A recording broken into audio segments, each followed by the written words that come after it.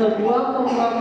On behalf of the Smart Museum, I'd like to give a welcome each and every one of you here today. How many people is this their first time here? Oh, okay, well, welcome. And again, for those that are returning as well, welcome. Well, we are so excited. We've been in partnership with the Diasporal for the past year. And for those of you that may not know, my name is Dorian Nash.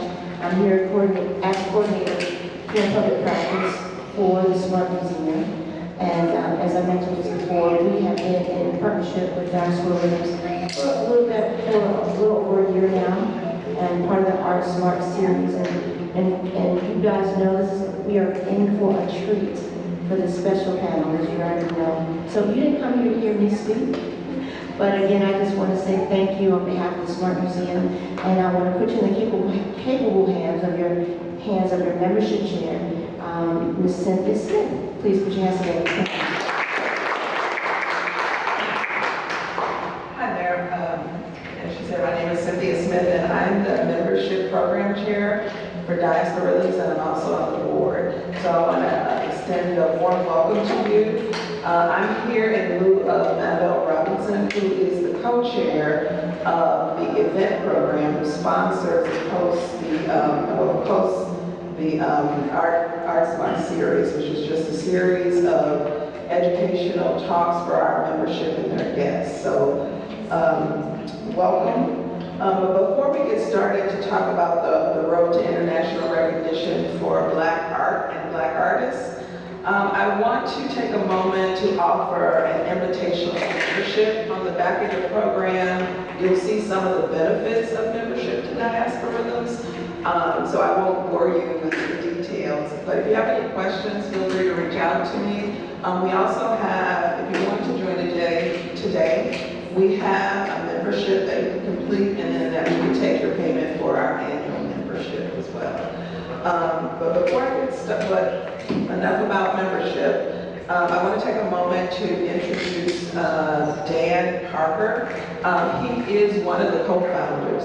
Diasporal started in October of 2003 with a conversation. Last year, we celebrated our 15th anniversary, and it started with a conversation about art and art collecting, and 4 of our members, our founding members, just got together and said, hey, let's do this. And 15 years later, we're doing house tours, we're hosting events like this, we're doing all kind of fun stuff. We actually, several of our members, we just got back from a trip to Detroit where we actually went to see art in Detroit, so that was very exciting. But in addition to Dan being the co-founder of Diasporal, he's also professor emeritus at Olive Harvey College in Chicago, and he is currently lecturer of African American art at Chicago State. In addition, you also might want to talk to him about his book on African art that he published. So without further ado, I will introduce Dan, and he'll introduce you to the panel.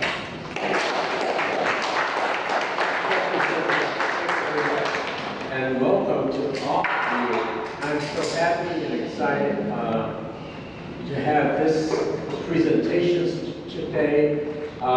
It's a very special presentation for me because these 3 people are sort of like my children. I've known them so long. I have artwork from each of them, and each of them is so very special to me.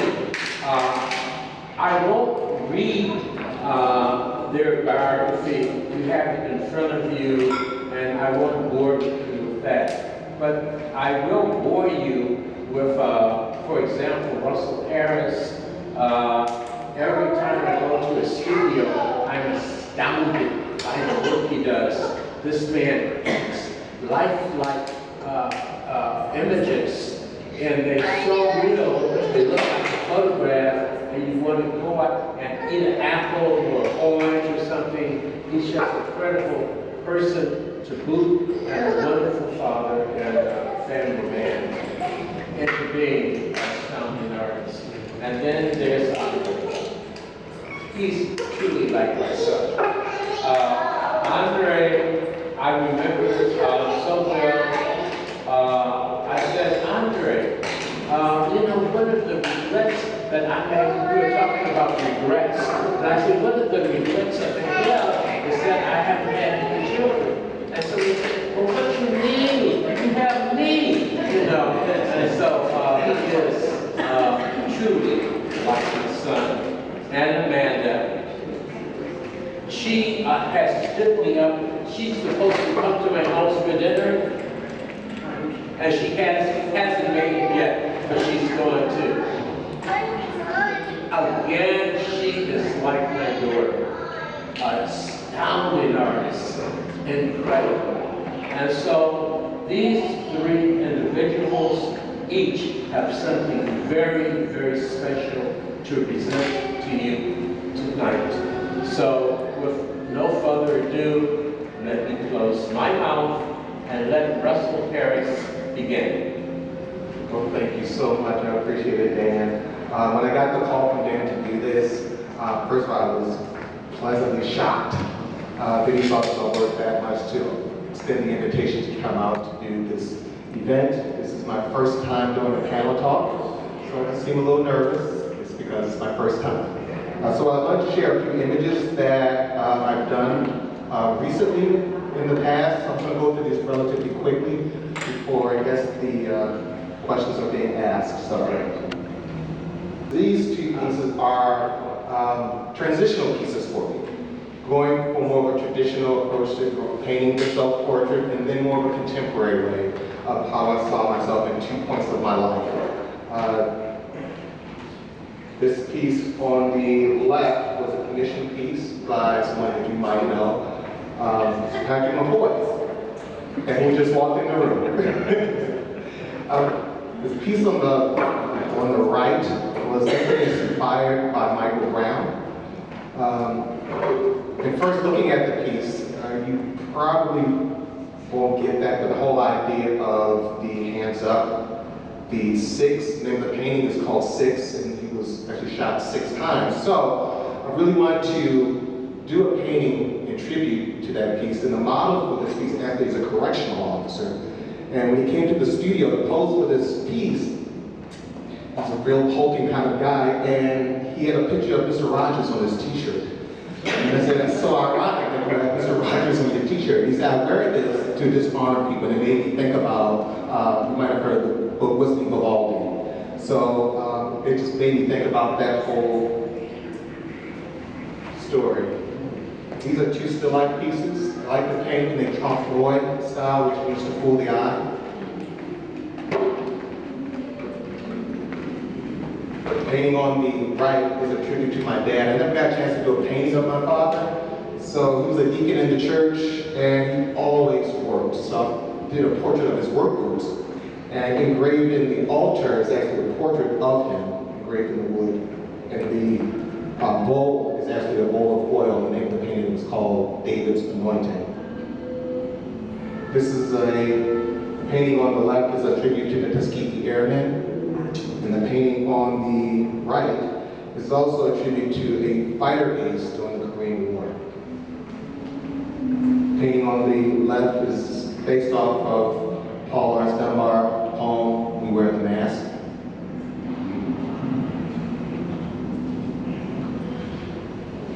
Two studies of an idea for a painting that I have yet to start. But these are students at the school where I teach at the Latin School of Chicago. This is part of a series that I did 40 portraits of faculty, staff, students for an exhibition that happened a few years ago, and these are called alla prima paintings. So these paintings were done in about 3 hours from start to finish.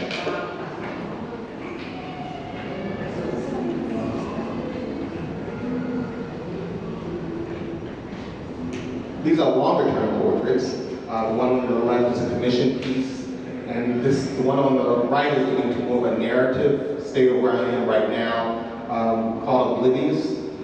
Being a teacher, I get to hear stories in the hallway of students not making the best decisions.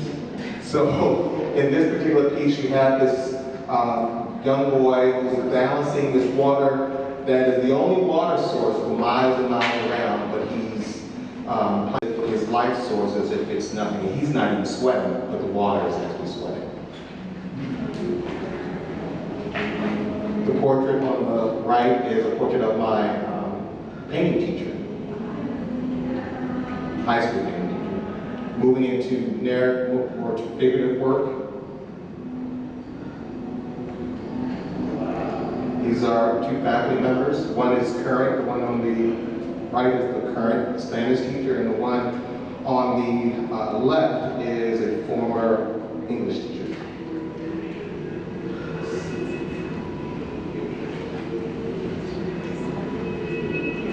This is a study that I did of my mother while she was actually watching her daily soap operas. So I set up my oil paints, set up in her living room, I did this portrait, again in the Ala Prima style, to prepare for the bigger piece, which is this one. So I grew up in this kitchen, so it has a lot of emotional connection for me. So, and if you're interested in seeing more, you definitely see Russell Harris art.com. Also, I have a blog on Facebook as well as Instagram. Thank you. So now we ask the question, why is it important for any artist to be on the world stage of art, and was that your goal, each of you? What particular difference does it make for a Black artist to be on the international stage? Does it make a difference if one Black artist has gone international while the mass of others have not? What do you think the final goal of the African American artist is anyway? And how much of your goal is to please the Black community, the white community, or yourselves? Yeah, any? The first question, we could break it down possibly, because I think each of those deserve a good amount of time. Well, why is it important for any artist to be on the world stage of art? And was that your goal? I think it's very important for any artist who wants to have a lifetime creating to find more customers and find more people who might enjoy their art if your business model is selling art to make a living. And I believe over the last 27 years, personally, I found that to be possible. And it isn't something that the adage of starving artists has to be a reality, nor is it the reality of many of my colleagues.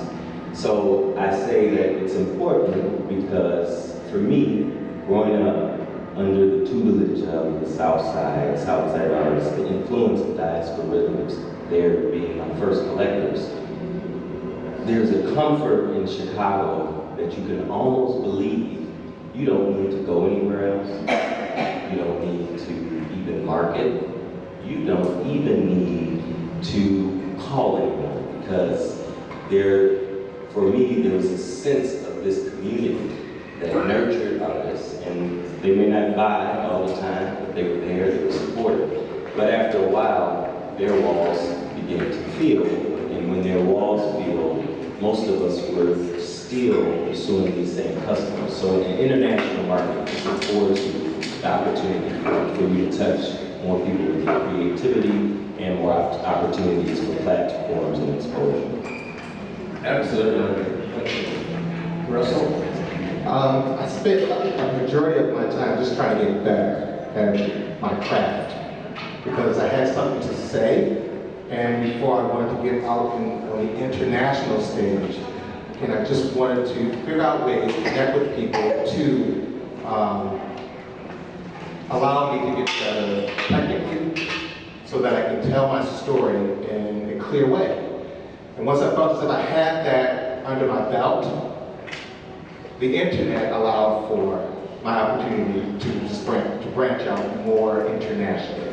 I did have a gallery that represented me in San Francisco, but once again, because of the internet, I was able to branch out to other avenues across the ocean to have people look at my work, and if they responded to the story that I was trying to tell, that made it even better. I think that also on the international level, I think not being afraid and being confident enough to submit my work to magazines and things of that nature also opened up the avenue.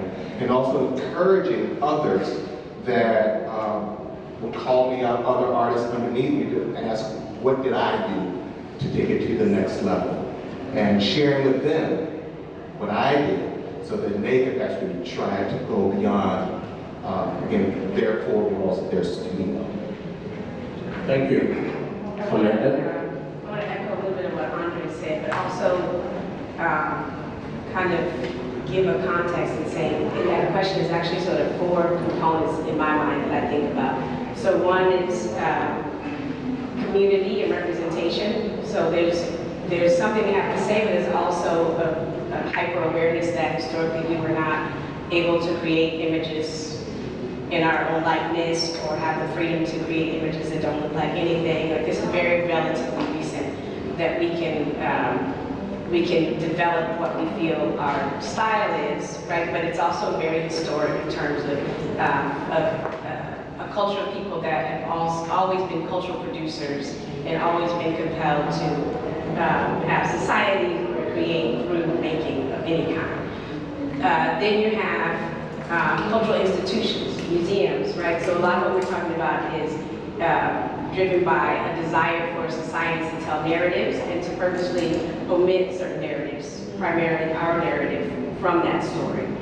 Then you have the art market, right? So the economy of it, the money component of it, whether that's the value of things that represented cultures, or now this idea of it as an asset itself, no different than stocks or real estate, what have you. I think so. In let's say the last 50 years, even the ability to have a business model related to what your brand art is going to be is really critical. And I think that isn't something that is intuitive to artists who are compelled by some of those other components.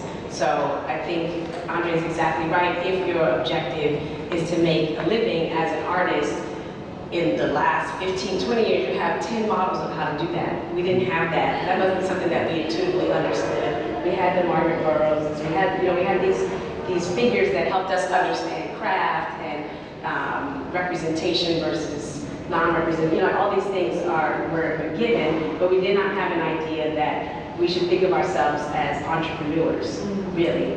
And so in doing that, you're starting a business. What's that model going to be for how you're going to deliver your services or your product, right? So now we find ourselves in a moment where we were ready to do all of that with no one paying attention, and now everybody's paying attention. So if you don't have your model in place, you're beholden to believing that the structures that are in place are the ones you have to pursue.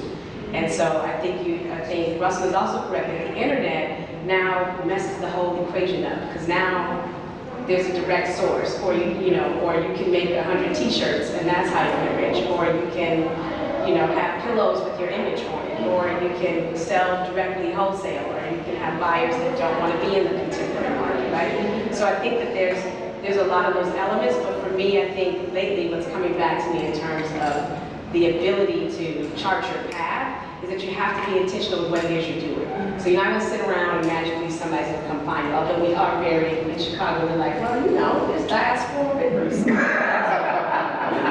nothing, right? But at the same time, you have to be intentional and you have to make commitments.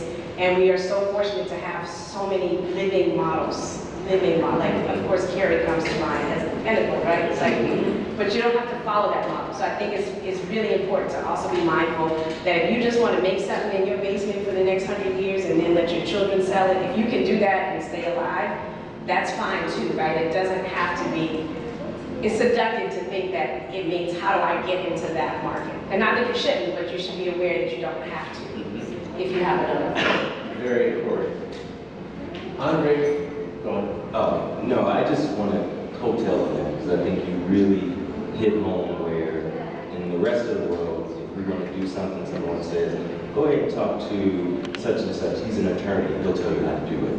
Or they're a banker, they'll tell you how to do it. But the reality that I found, it's uniqueness that people want anyway in our world. So how you approach the market, your fingerprint of your art, I really can't be like you if I'm going to be successful. So our world is a little different, and you have to step back.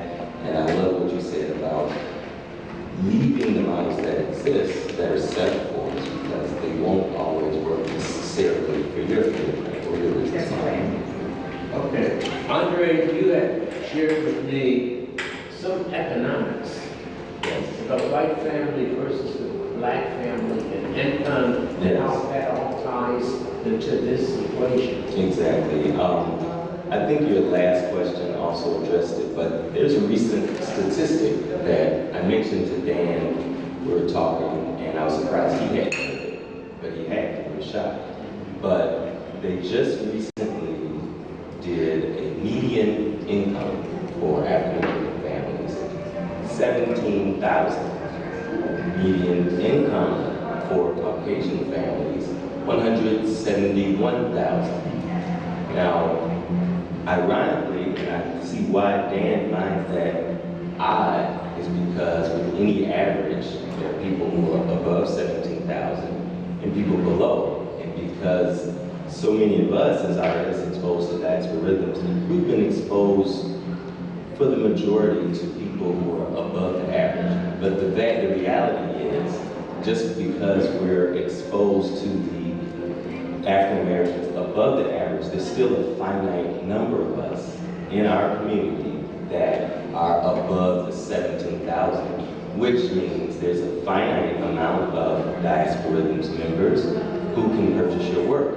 When you come to that realization and the realization that your art is for everyone anyway, that your art speaks to, international markets, markets outside the South Side are critical to you as a producer of a creative product because we need potential buyers. If your work speaks to them, they could buy it. And that's really what it boils down to. Russell, yeah, what Andre was saying made me think about who becomes the gatekeepers. Who becomes the gatekeepers in terms of financial? Because in the past, the loot was the gatekeepers. And if they said no to your work, that would drive some artists to suicide. Diaspora Rhythm now has allowed for people that look like me to be exposed to African American art. But again, you're thinking about the whole gatekeeper. Now that Diaspora Rhythm is so predominant now in Chicago, and as I began to meet a lot of the collectors and host some of the collectors, it makes me feel good as an artist to know that there are people, again, that look like me, that are willing to buy art, that are in a position to buy art, because some people say, well, if you're buying art, you must have a great disposable income. And having that disposable income for some, again, growing up on the south side of Baltimore, there wasn't a lot of people that had disposable income. So having diaspora, having certain groups of collectors can, again, either become the gatekeeper, but what's going back to what I was saying about the artists, again, now being empowered to have some control over who sees the work, how they reach out to other people that might be interested in their work, allows them to have ownership of control. Thank you. I wonder. Can I add one quick thing to that? That made me think about, so for my experience in particular, I went almost the reverse, right? So I was like, oh, bye. And then all of a sudden, everybody wanted to buy, which was great. You know, first few minutes, you're my husband's like, yeah. Then you realize that you have power. So most of you know me, and most of you know my husband. He was a professional football player. So we talk a lot about these moments when the athletes have power and then they choose not to use it. And so it's just really resonated with me that I've had an opportunity to then start to decide who I choose not to sell to. And it's not necessarily going to be a position that I'll be in forever, but I think it did open up a moment for me to say, in this little window, I can put stipulations and parameters around how the work is going to be collected, right? And so it's daunting, as you say, because there already is a very powerful market that sort of exists, and now I'm sort of tiptoeing in it, and I'm setting rules. But if you start a certain kind of way, then you can go that certain kind of way. And so at a point where I set prices that I knew would not allow my family to purchase my work anymore, you know, then the narrative shifted. It was like, oh, I better save my pennies for an AW original, right? And that's what you want in people's brains, but even on that larger kind of, as we're saying, international scale, you can start to say, the work has to be returned back to me if you want to buy it. To my estate. Or you can say, you're going to pay this and you're also going to make this donation to that organization.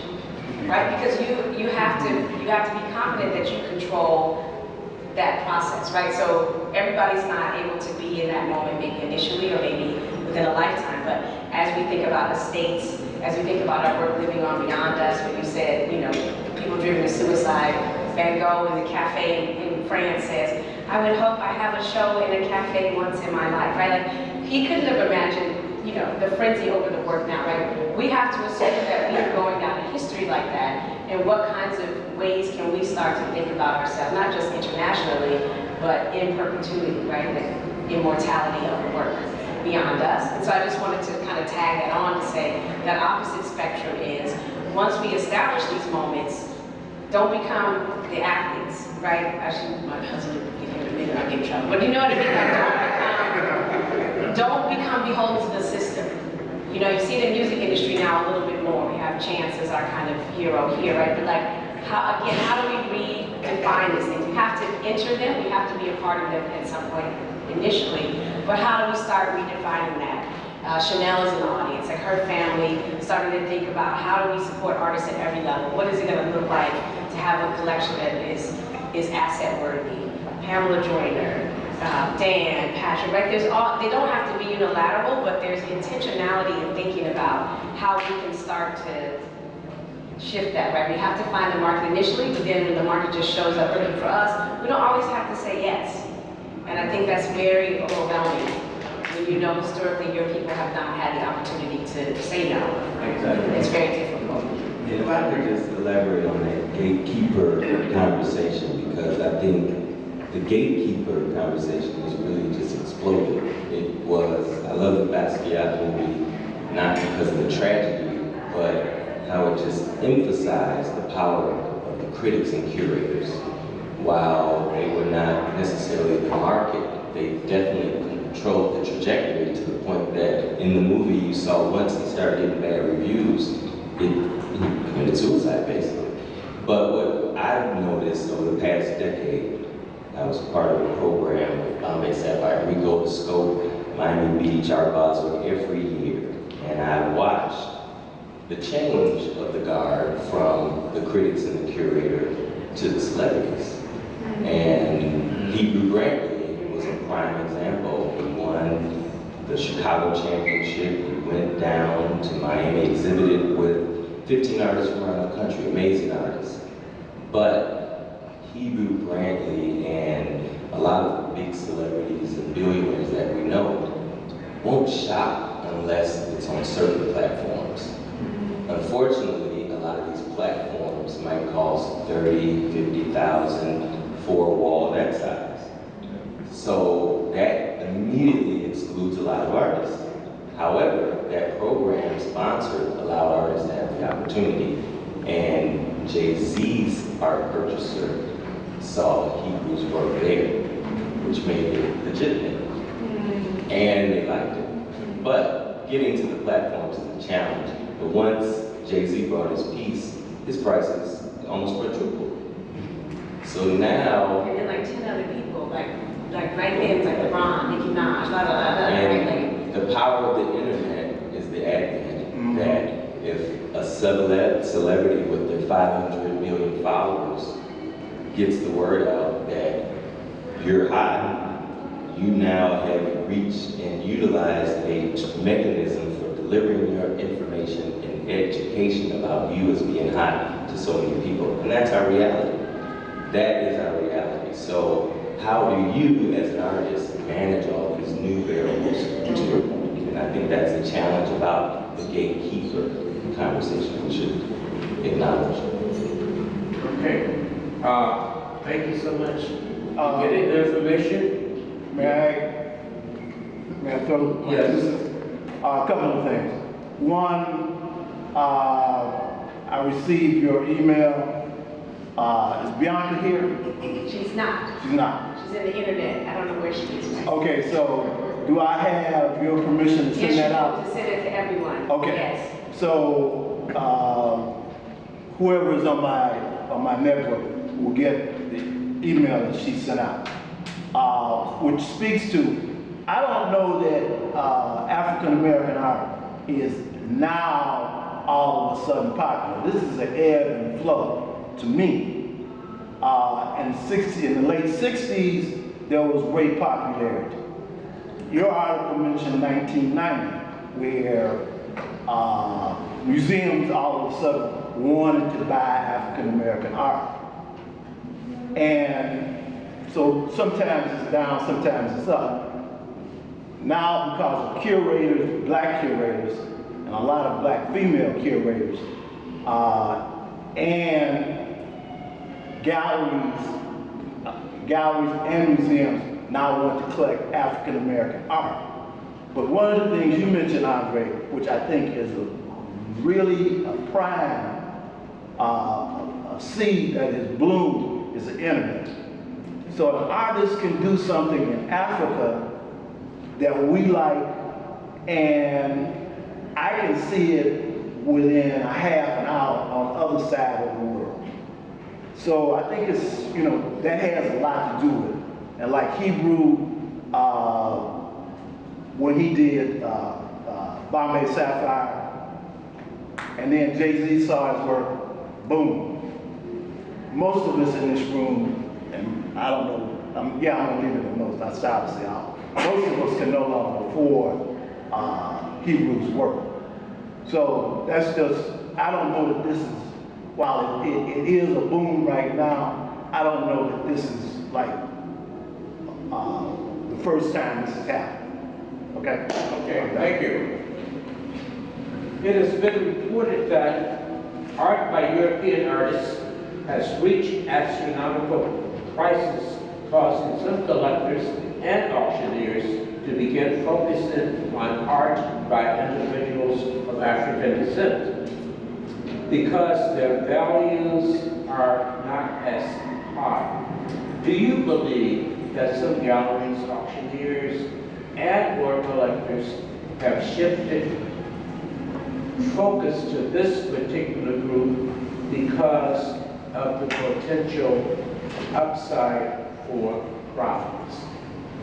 Yes. Point blank. Yes. I mean, we could be nice and talk around. Yes, but also it's the awareness too, because now they know of an opportunity because of the internet, that this exists, that someone else has paid this amount of money, and you better get on it before you lose this opportunity.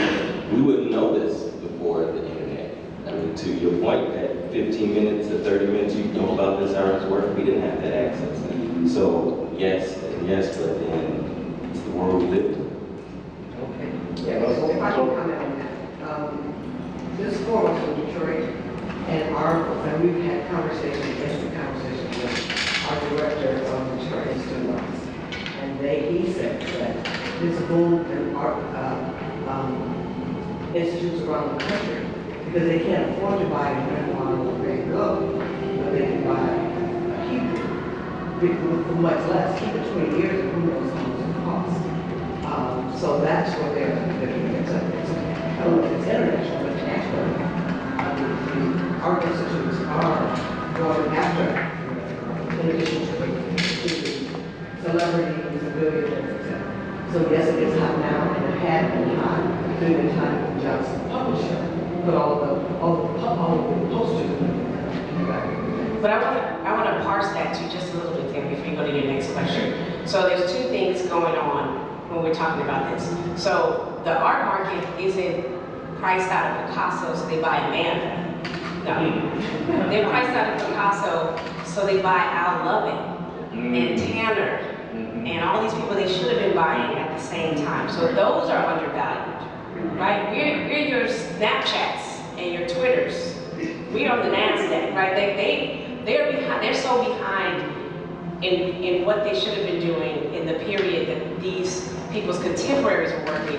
They're literally trying to refine history. Like, is there anybody else back? Did we forget anybody? Is there anybody before Egypt? You know, like we're way back there, right? That's going on. That's undervalued. What you're talking about right now, there's 20 of me that are Asian and white and blah, blah, blah, and the 5 and 6 figure numbers, right? So do not fall victim to the narrative that like we're a cheap buy, right? So there's two things going on. They're trying to find you before you get out of high school. They're like, is he good? Should I get him right now? Get 10? What do you think? How many? Right? I have friends calling me like, hey, I saw this guy this year. Do you think I should buy him? It's like, be focused to it. What's your intention? What's the artist's intention? Right? So I just wanted to toss that out that like there's not like 40-year-old white people that couldn't be collected too, right? So there's also that we have something to say, and now it's avant-garde or it's in vogue to have the art because you don't want to vote a certain way. So you can have the art on the wall, and you don't have to put your money towards the real work. Right? And so again, I'm just going to keep shouting for help your art. If you're a collector, help your artist. If you're the artist, have the courage to make the demands upon the asset that people want. You are in control, even if it's for 5 minutes or 10 minutes. Once it's gone, we don't get the residuals. We don't get to tell you where to put it in your house.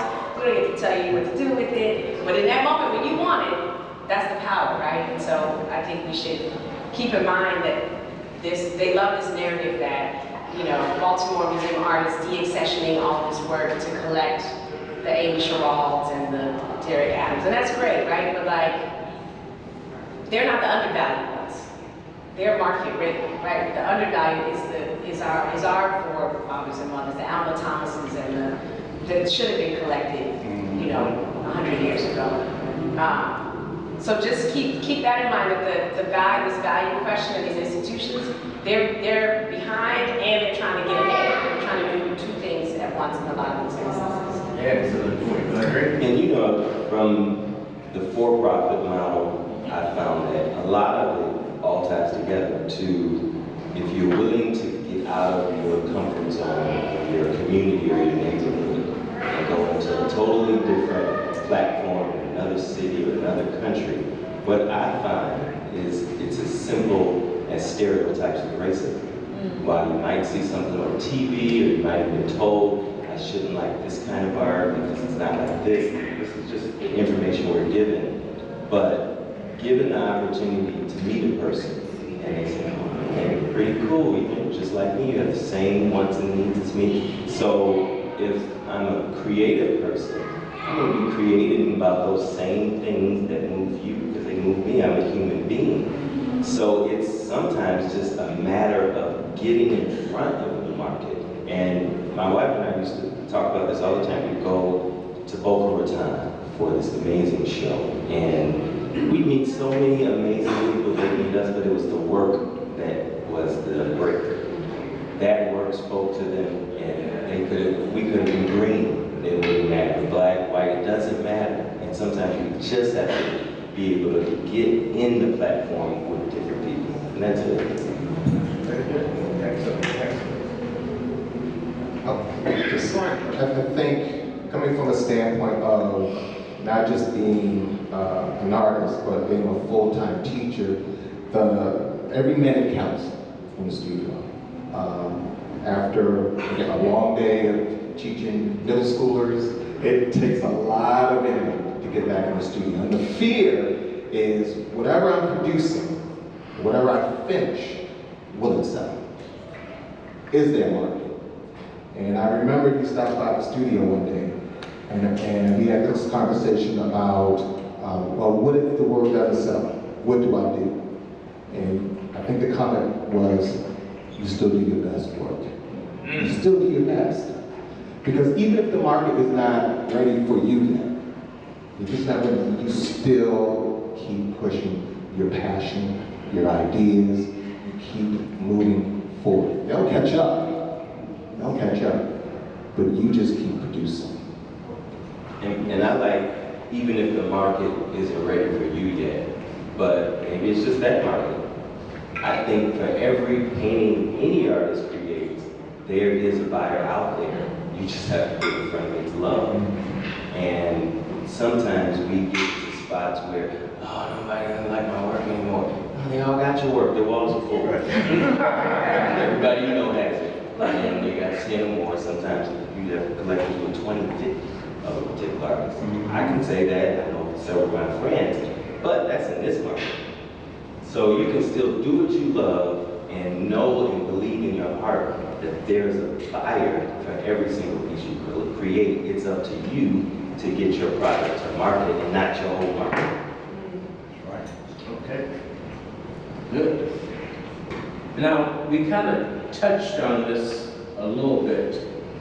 But question, is there an evolution of black art proliferating into pop culture, moving past the galleries and museums, thus being sought after by more people who do not own college degrees or have traditional economic status of typical art collectors?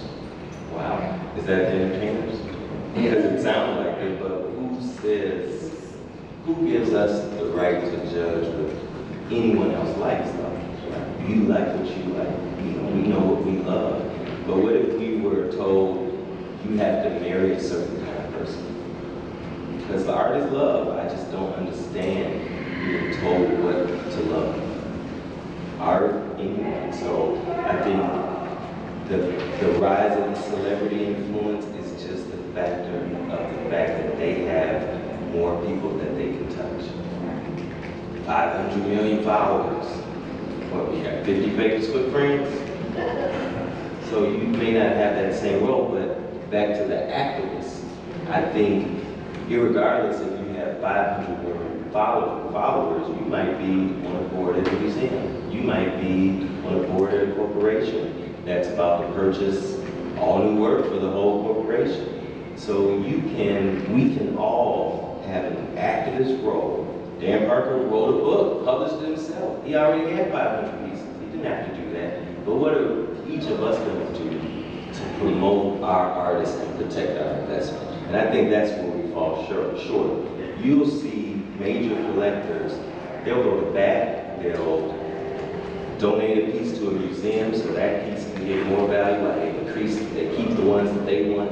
There's a strategy, but they're strategic on protecting their investment. We all have investments too that we have to protect.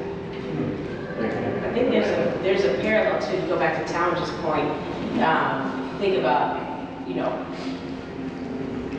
old relativity, old Hollywood, and I'm so blown away by this contemporary Black Hollywood, right? And you see that they really support each other. They have, you look at the internet, like, I want to be at the party after the Grammys, like you can see that they're so collegial, but they also are very intentional in making sure that the images and representations, set designers, artistic directors, are really also pushing the envelope of what the contemporary image should be, and they pay attention to what we do. So there's not a movie that hasn't been shot here where somebody hasn't reached out to 20 artists I know, and everyone's like, are you in the new Candyman? Are you in The Shot? Are you in Empire? Are you in, you know, so at some point that's not necessarily exactly what we need for visibility, but there's a reinforcement of their ability to use their moment of platform to make sure, yes, prints are great or posters are great, but they're coming and getting original work, ensuring the work, and I know these are huge budgets, right? But just to imagine that they, you know, Lena Waithe and Jordan Peele, these people are like, who represents Chicago for real?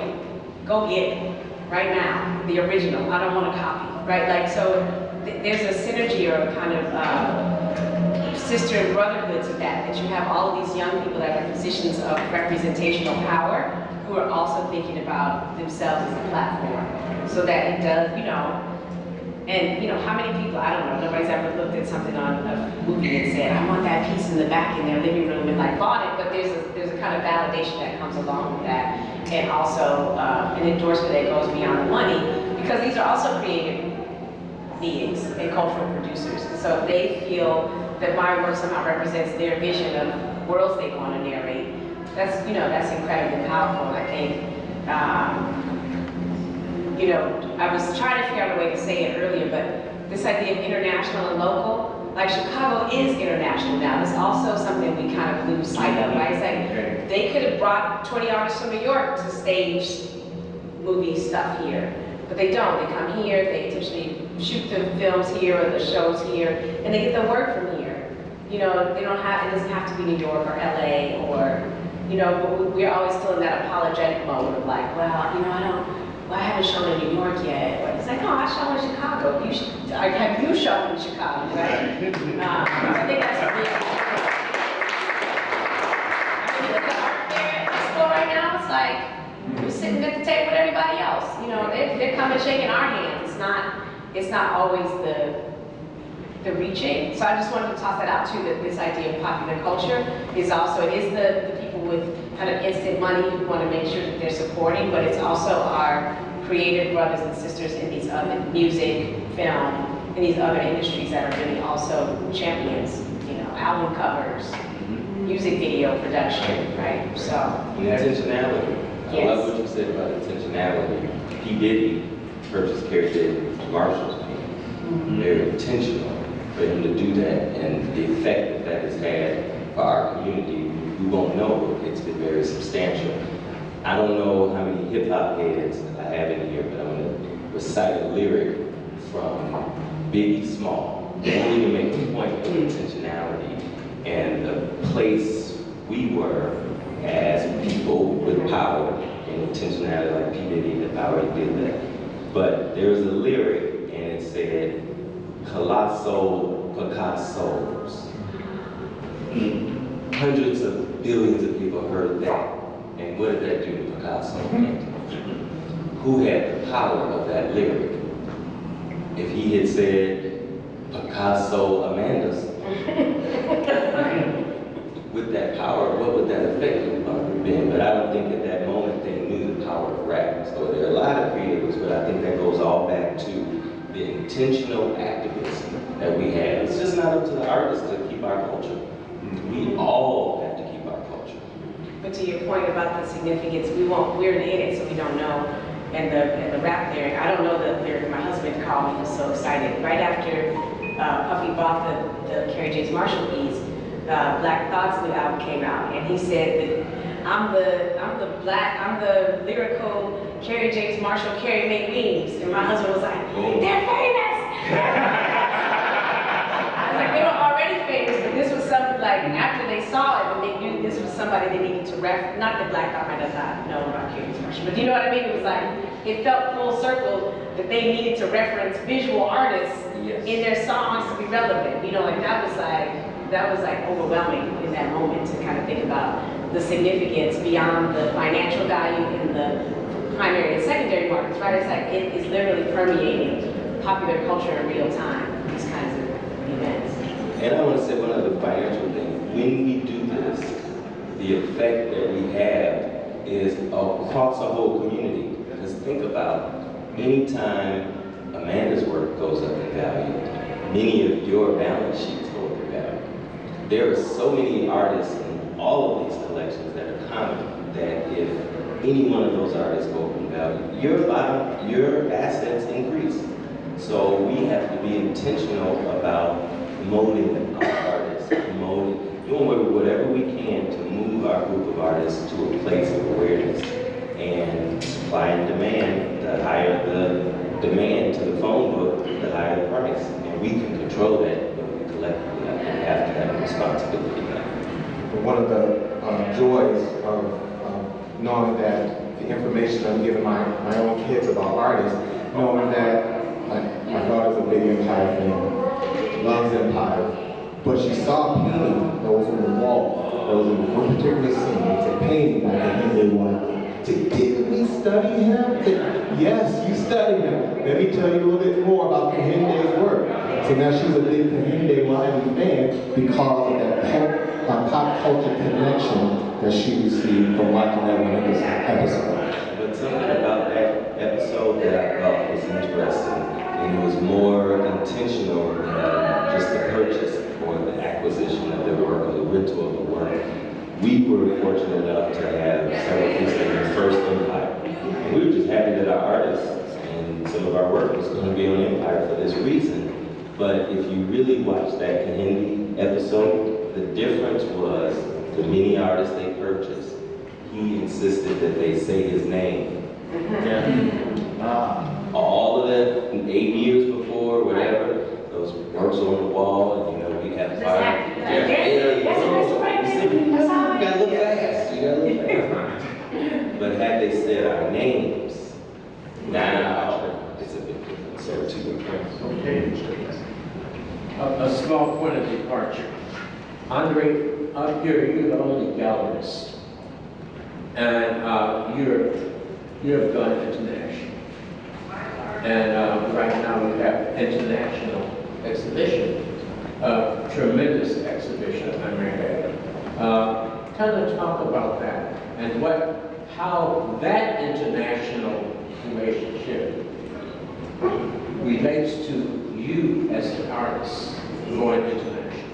So before I answer that specifically, I'm going to digress and say one thing about galleries. And a good friend of mine before I came over here, Diane Carr, certified appraiser, we were just having a conversation. She said, Andre, I don't think people realize why galleries are important to a community. And I said, I can tell you one reason for sure, because two ways that she is able to ascertain values when people hire her to give appraisals. Two ways: auctions and sales statistics from galleries. That's where they get their comps from.